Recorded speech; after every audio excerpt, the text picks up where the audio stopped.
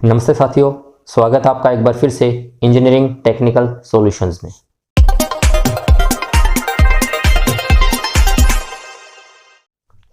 तो आज हम देखने वाले हैं, दो इंडक्शन मोटर है मेरे पास में। क्या होगा, फर्स्ट मोटर तो पुश बटन ऑन करते ही चल पड़ेगी, पर सेकंड इंडक्शन मोटर पहली मोटर के 30 सेकंड के बाद चलेगी। क्लियर? तो उसका ही सर्किट डायग्राम हम आज करने वाले हैं। ये मोटर वो मोटर है जो लेस देन 5 HP की है, मींस उसको सिर्फ DOL स्टार्टर की जरूरत है, उसको स्टार डेल्टा स्टार्टर की जरूरत नहीं है।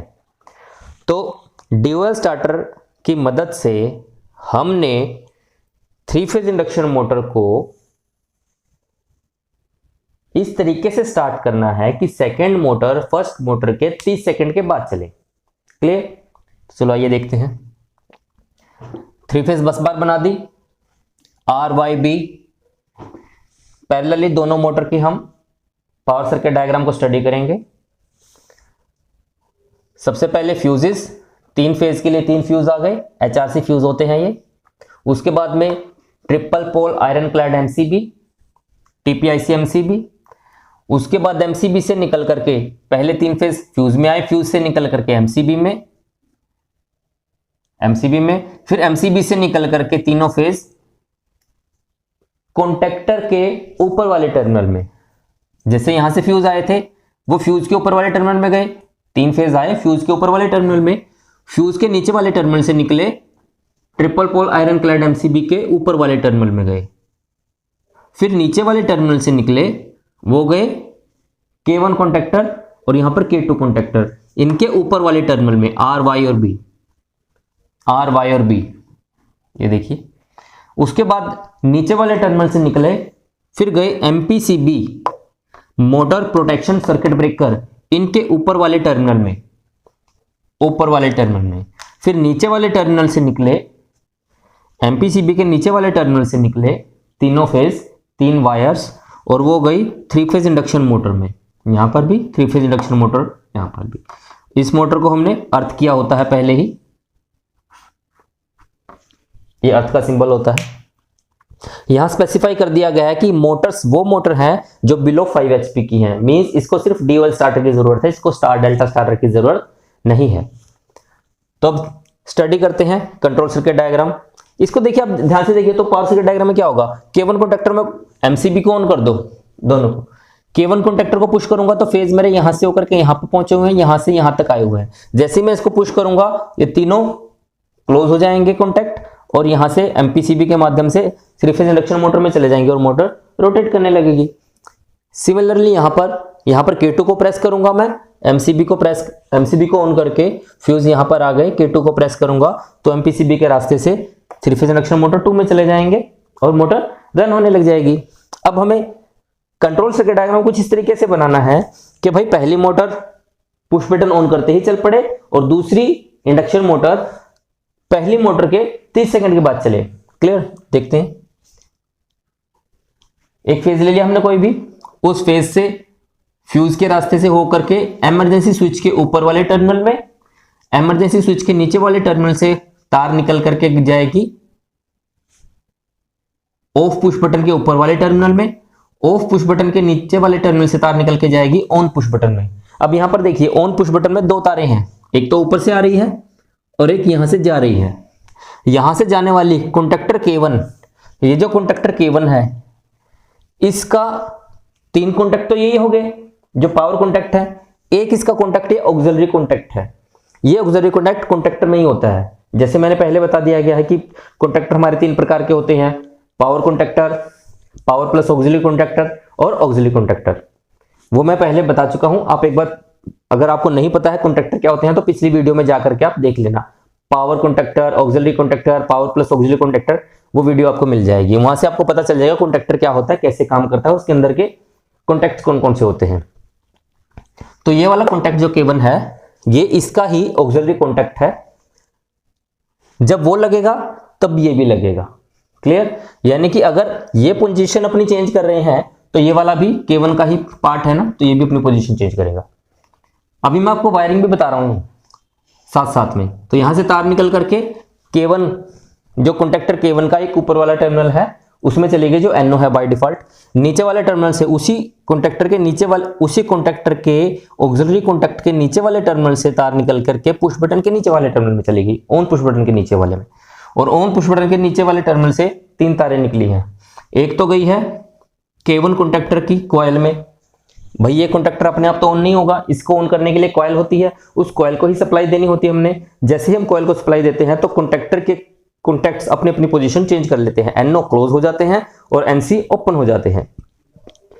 तो यहां से वायर निकल करके K1 में चली गई, यहां से टाइमर T1 का, इसका भी A1 टर्मिनल होता है, उसमें चली गई।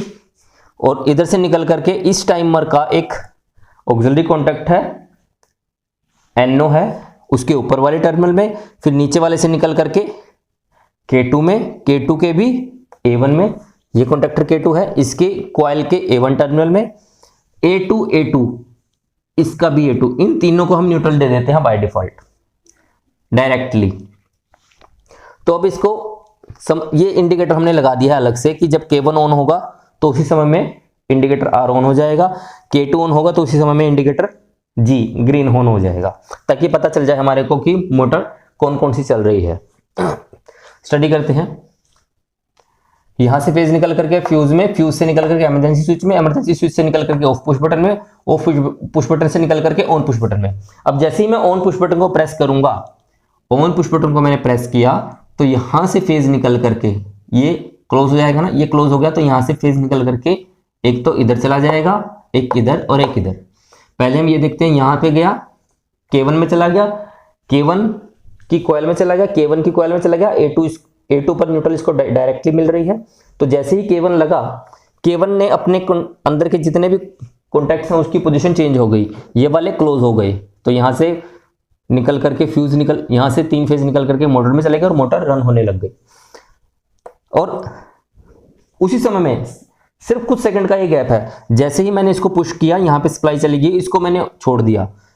छोड़ने से पहले क्या हुआ, K1 के कॉन्टैक्टर में सप्लाई चली गई, K1 में सप्लाई चली गई और ये कॉन्टैक्ट अपनी पोजीशन चेंज कर गए। और एक लैच मैंने यहां पर लगा रखी, इसको लैच बोलते हैं हम,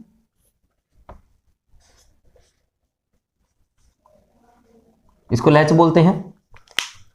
यहां से वायर निकल के यहां जा रही है, यानी कि जैसे ही इसमें सप्लाई जाएगी, इसके अंदर का कॉन्टैक्ट अपनी पोजीशन चेंज करेंगे, ये भी चेंज करेंगे तो ये भी चेंज होगा, ये क्लोज हो जाएगा और इसको हम छोड़ देंगे। जैसे इसको छोड़ा, यहां से हमारा सर्किट बन गया, फिर यहां से सर्किट बन गया, K1 में सप्लाई जाती रही इसी के ऑक्सिलरी कॉन्टैक्ट्स के जरिए, यहां पे सप्लाई जाती रही, K1 चल रहा है, साइमल्टेनियसली सप्लाई यहां से निकल करके अब टाइमर में भी जा रही है, टाइमर में भी जा रही है। तो टाइमर काउंट करना शुरू कर रहा है, कितने सेकंड काउंट करेगा, 30 सेकंड, 1 2 3 4 5 6 7 8 9 10 ऐसे करके 30 सेकंड जब हो जाएंगे, तब यहां से एक वायर जो इसी टाइमर के NO कॉन्टैक्ट में गई हुई है ऊपर वाले टर्मिनल में, ये कॉन्टैक्ट 30 सेकंड के बाद में क्लोज हो जाएगा। जैसे ही ये क्लोज हुआ, यहां से फेज निकल करके, इधर से फेज निकल करके K2 कॉन्टैक्टर के A1 में चला जाएगा और A2 को तो न्यूट्रल मिल ही रही है डायरेक्टली, तो K2 भी ऑन हो जाएगा। क्योंकि K2 की अगर कॉइल को मैं सप्लाई दे दूं तो K2 के अंदर के जितने भी कॉन्टैक्ट हैं वो अपनी पोजीशन चेंज कर लेंगे, ये अपनी पोजीशन चेंज कर लेंगे तो ये क्लोज हो जाएगा और 3 फेज इंडक्शन मोटर सेकंड भी रन होने लग जाएगी। 30 सेकंड के बाद में 3 फेज इंडक्शन मोटर 2 रन होने लगी हमारी। अब हमें सिर्फ ये देखना है कि भाई मेरी मोटर चल रही है नहीं चल रही है, कौन सी मोटर चल रही है। तो उसके लिए क्या करेंगे, जैसे ही K1 लगेगा मेरा, वहां से एक तार निकाल के इंडिकेटर में दे देंगे, इंडिकेटर के ऊपर वाले टर्मिनल में दे दी ये वाली वायर और नीचे वाले में दे दी हमने न्यूट्रल। इसी प्रकार यहां से एक वायर निकाल के इंडिकेटर में दे दी, नीचे वाले टर्मिनल में न्यूट्रल। अब ये बेसिकली जितने भी हम सर्किट डायग्राम अभी तक स्टडी कर रहे हैं, इसमें हम मान करके चले हैं कि जितने भी कॉन्टैक्टर हमारे पास हैं उसमें 220 वोल्टेज एसी सप्लाई गई है। क्लियर। अब कॉन्टैक्टर 110 वोल्टेज वाले भी हैं, 48 वोल्टेज वाले भी हैं, 415 वोल्टेज वाले भी हैं, पर अभी हम 220 वोल्टेज वाले मान करके चले हैं। अगर 415 वोल्टेज वाले होंगे तो यहां पर भी फेज दे दिया मैंने, तो A2 को यहां पर भी फेज देना पड़ेगा। मतलब सप्लाई हमें अपने अकॉर्डिंगली चेंज करनी पड़ेगी, बट सर्किट डायग्राम लगभग ऐसा ही रहेगा। अगर टाइमर को सप्लाई चाहिए 24 वोल्टेज, 24 वोल्टेज तो एक ऐसा सर्किट बीच में लेके आना पड़ेगा। मान लिया एसएमपीएस ले आए हम सर्किट में, स्विच मोड पावर सप्लाई, वो क्या करेगा, यहां से सप्लाई निकल करके एसएमपीएस में जाएगी, एसएमपीएस क्या करेगा 24 वोल्ट बनाएगा, 24 वोल्ट से वायर निकल करके यहां आएगी। मींस एसएमपीएस तब तक यहां पर सप्लाई देता रहेगा जब तक एसएमपीएस को सप्लाई मिलती रहेगी। तो यानी कि ये वाली वायर निकाल करके एसएमपीएस में दे देंगे। क्लियर। वो सर्किट डायग्राम जैसे जैसे आपकी रिक्वायरमेंट आएगी कि ये वाला बना करके दिखाइए, ये वाला बना करके दिखाइए सप्लाई के अकॉर्डिंगली, वो मैं अलग से बना करके दिखा दूंगा। पर आप मेन कंसेप्ट समझिए कि सर्किट को बनाने के लिए हमारे को सिर्फ और सिर्फ सप्लाई देनी होती है। सप्लाई किस तरीके से देनी है, क्या इंटरलॉकिंग होनी चाहिए, वो हमने स्टडी करना है। तो आज का सर्किट डायग्राम यही था। ये कंट्रोल सर्किट डायग्राम हो गया, ये पावर सर्किट डायग्राम हो गया। फिर से रिपीट कर रहा हूं, 2 इंडक्शन मोटर थी, एक को चलाना था पुश बटन ऑन करते ही और दूसरी को चलाना था 30 सेकंड के बाद में। क्लियर। सर्किट डायग्राम स्टडी कर लिया है हमने। आने वाली वीडियोस में अब हम क्या देखेंगे, पहली मोटर के बाद में 30 सेकंड, पहली मोटर के 30 सेकंड के बाद में दूसरी मोटर चली है। अब क्या करेंगे हम नेक्स्ट वीडियो में, पहली मोटर बंद हो जाए और दूसरी मोटर चलती रहे 30 सेकंड के बाद में, ये स्टडी करेंगे।